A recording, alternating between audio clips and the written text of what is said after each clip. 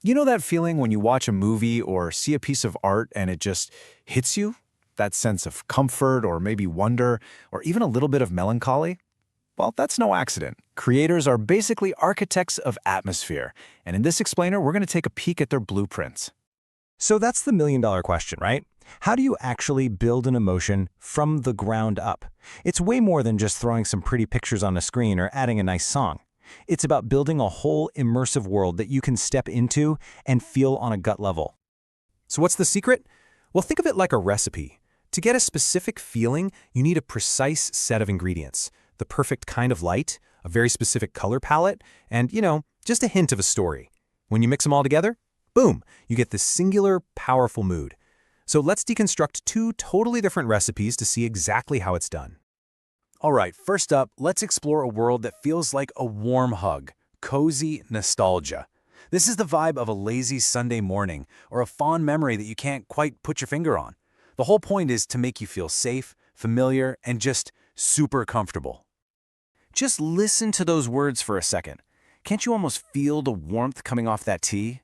Or see the curtains gently moving? Yeah, this isn't just a random list of objects. This is the beginning of our recipe. A scene that's been so carefully put together to make you just relax. Okay, so let's break down these ingredients. The visuals, that soft morning glow, the steaming tea, those are incredibly powerful sensory cues. The setting, a cozy room, is something we can all relate to, and using natural wood just grounds the whole scene in something real, something you can almost touch. All of these elements connect to our most basic experiences of warmth and safety, and that's what triggers that peaceful, nostalgic feeling.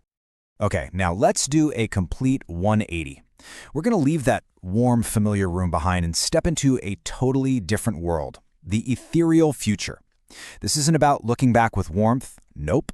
This is about looking forward with this sense of calm, almost otherworldly wonder. You can immediately feel the difference, can't you? The language itself is simpler, cleaner. We're not talking about a bustling, chaotic city here. It's a future defined by whiteness, by light, and this kind of magical cleanliness with those sparkling dust particles. The goal here isn't comfort, it's serenity. And here we can see how a different set of ingredients creates a totally new feeling. The visuals are stark. You've got clean white and that faded light.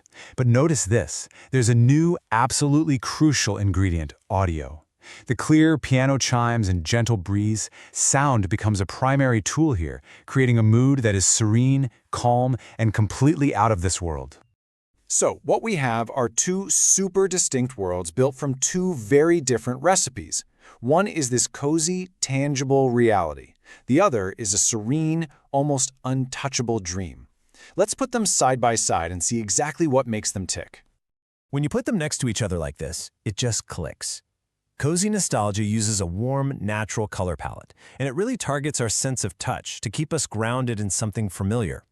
The ethereal future, on the other hand, uses a clean, white palette, and it prioritizes sound, a sense that's way more intangible to kind of lift us out of the physical world. It's really a masterclass in using different sensory inputs to get completely different emotional results. So, why does any of this matter? Because understanding these recipes isn't just about appreciating art. It's a toolkit. For anyone out there who creates things, this is how you get control over how your audience feels. This is how you build worlds that really, really stick with people. And you can use this exact same process in your own work. Seriously, start with the core emotion. What do you want people to feel? Then choose your palette of light and color. After that, layer in the sensory details. The smell of rain on hot pavement, the sound of a distant train, the feeling of cold metal. And finally, you just combine all those ingredients into your scene. It's a simple framework for building pretty much any atmosphere you can possibly imagine.